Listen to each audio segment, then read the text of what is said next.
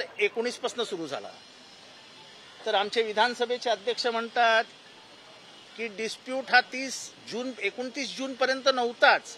शरद पवार हे undisputed leader होते.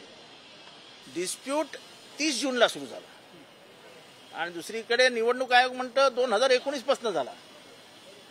बरोबर आहे. दोघांचेही अध्यक्षपदाला आव्हान देणाऱ्या याचिका आलेल्या आहेत. त्यामुळे ऑर्गनायझेशनल टेस्ट मी अप्लायच करत नाही. आता दोघांच्याही निवडणुका वेगवेगळ्या तारखांना झालेल्या आहेत.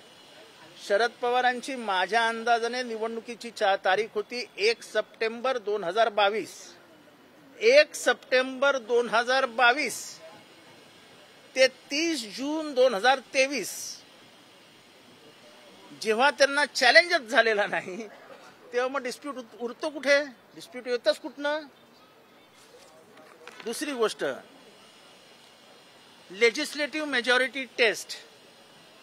सोयीस्कररित्या त्यांनी सुभाष देसाईंच्या जजमेंटचं वाचन केलं, पण सुभाष देसाईंच्या जजमेंटमधला पॅराग्राफ नंबर 147 आणि 148 मध्ये स्पष्टपणाने लिहिलेलं आहे की जर डिस्क्वालिफिकेशन पिटिशन चालू असतील तर तुम्हाला लेजिस्लेटिव्ह टेस्ट घेता येणार नाही. That will be unconstitutional.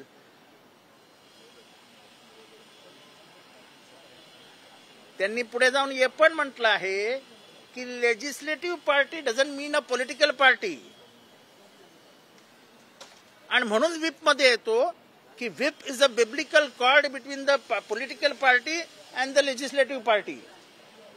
Political पार्टीने काय निर्णय घ्यायचा हे त्याचा अध्यक्ष ठरवतो.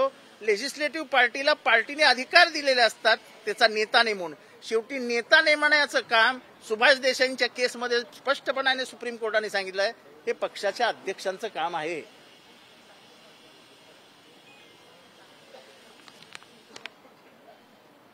त्यांनी तिसरी एक हास्यास्पद बाब केली की मी अत्यंत सूक्ष्म नजरेने 10th शेड्यूलकडे बघतोय.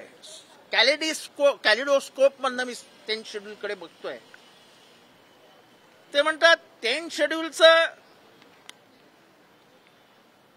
अर्थ डिसिप्लिन लावणं नाहीये. 10th शेड्यूल इंट्रा पार्टीमध्ये बघत नाही and therefore no one is disqualified. कारण का म्हणाले राजकारण आहे. राजकारणात पक्ष तुटतात, नवीन मित्र मिळतात, नवीन रस्ते बदलले जातात, नवीन रस्त्यावर लोक चालतात. मग 10th शेड्यूल ठेवलंय कशाला? आयाराम गयाराम नावाची पद्धत होती ती रोखायला आणि त्याच्यानंतर सुधारणा केली त्याच्यात. पहिल्यांदा असं होतं की 50% बाहेर जाऊ शकत होते.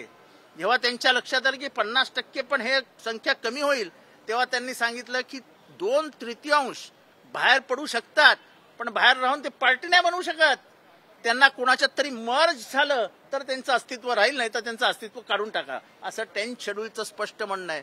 तर आमचे अध्यक्ष म्हणतात की हे सगळं माझ्याकडे कशाला येता? माझं कामच नाहीये, माझ्या स्कोपमध्येच नाहीये. मग 2 वर्ष काय उबत होते अंडी? 1-1.5 वर्ष तुम्ही लावता आणि नंतर सांगता माझ्या स्कोपच मध्येच नाहीये. ही थट्टा मस्करी लावली आहे काय? म्हणजे महाराष्ट्राच्या राजकारणाचं कसं वाटोळं करतायत याचं सुंदर उदाहरण होतं आजचं वाचन. बरं झालं की मी प्रत्यक्षदर्शी म्हणजे तिथे साक्षीदार आहे की त्यांनी वाचलं काय, ते बोलले काय आणि कायदा काय. कायदा नरिमन पॉईंटच्या साईडला आहे तर आमचे अध्यक्ष कोलाबा साईडला होते, म्हणजे त्यांच्या घराजवळ. अत्यंत हास्यास्पद हे होतं. नंतर हे सगळं बोलता बोलता त्यांनी 30 जूनचा उल्लेख ते सारखा करत होते. मला त्यांना लक्षात आणून द्यायचं आहे की इलेक्शन कमिशनने सांगितलं की 30 जूनचा विचार करता अजित पवारांचं झालेलं अध्यक्षपद हे इल्लीगल आहे. हे कोणाचं म्हणणं आहे? इलेक्शन कमिशनचं. दुसरी गोष्ट, 30 जूनच्या नंतर 1 जुलैला अजित पवारांनी as a leader of opposition party, त्यांचं ट्विट मी तुम्हाला आत्ताही दाखवू शकलो असतो, माझ्याकडे पेपर नाहीये, त्यांनी या सरकारवर टीका केली आहे. कारण का तेव्हा समृद्धी महामार्गावरती एक ब्रिज पडला होता आणि हे सरकार भ्रष्टाचारी आहे, हे सरकार पैसे खातं आणि लोकांचा जीव घेतं, अशा या प्रकारचं त्यांचं ट्विट होतं. त्यांना 3 तारखेला विचारलं की तुमचे राष्ट्रीय अध्यक्ष कोण, तेव्हा त्यांनी आपल्या स्टाईलमध्ये उत्तर दिलं, अरे मोरखा का तुम्ही शरद पवारच ना. आता एवढं सगळं बोलून सुद्धा तुम्हाला जर काहीच दिसत नसेल तर तुम्ही धृतराष्ट्राच्या भूमिकेत आहात की काय. असे धृतराष्ट्र हे महाराष्ट्राच्या राजकारणाचा बट्ट्याबोळ करतील. स्वतःच्या राजकीय स्वार्थासाठी पक्ष तोडायचे, पक्ष मोडायचे, कायदे तोडायचे, कायदे मोडायचे आणि मी त्या खेळातलाच नाही असं सांगायचं हे हास्यास्पद आहे. तुम्ही क्वासी ज्युडिशियल अथॉरिटी म्हणून बसला होतात, तुमचा तो अधिकार तुम्हाला प्रदान केलेला आहे, माझ्या त्या कक्षेतच बसत नाही असं जेव्हा तुम्ही म्हणता तेव्हा तुम्ही स्वतःचा पदाचा स्वतःच अपमान करून घेता. आणि त्यामुळे आजचा निकाल जरी आम्ही डिस्क्वालिफाय झालेलो नसलो, अगदी मला काय डिस्क्वालिफिकेशन हा काय माझ्या दृष्टीने फार मोठा आयुष्यातला पॉलिटिकल प्रसंग नव्हता, पण एकंदरीतच जो निकालाचं वाचन झालंय त्याच्यामुळे कायद्याची पायमल्ली झाली आहे, कायदा थिल्लर म्हणून गणला गेलाय. आणि ते स्वतः म्हणतात मी कॅलिडोस्कोप मधनं 10 शेड्यूल बघतोय आणि 10 शेड्यूल मध्ये पार्टी डिसिप्लिन आणि इंट्रा पार्टी ऍक्टिव्हिटीज ह्याचं काही हे नाही. मग डिफेक्शन म्हणजे काय आहे, डिफेक्शन कसं होतं. आता डिफेक्शन कसं होतं ते परत एक अभ्यास वर्ग आम्ही घेणार आहोत त्यांच्याकडे जाऊन की डिफेक्शन म्हणजे कसं होतं. व्हॉलेंटरीली गिव्हिंग अप मेंबरशिप म्हणजे काय, काहीच एक्सप्लेनेशन नाही. म्हणजे स्वतःला सत्तेत जाण्यासाठी अजित पवारांनी जे कार्यक्रम घेतला होता त्या कार्यक्रमाला धृतराष्ट्रांनी उघड पाठिंबा दिला आणि त्यांना सगळ्यातनं बाहेर काढलं, आम्हालाही काढलं. पण आम्हाला काढला याचा आम्हाला बिलकुल आनंद नाही, पण जे गैर होत आहे महाराष्ट्रात त्याच्याबद्दल आम्हाला नक्की दुःख आहे.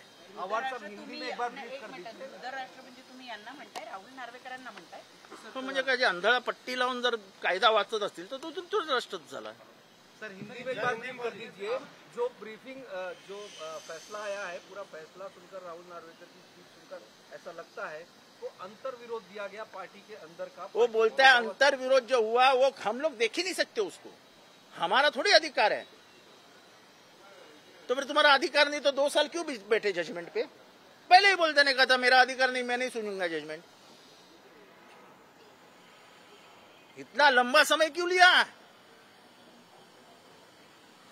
एक तरफ इलेक्शन कमीशन बोलता है कि पार्टी में डिस्प्यूट 2019 से शुरू हुआ, ये बोलते पार्टी में कोई डिस्प्यूट ही नहीं था 29 जून तक.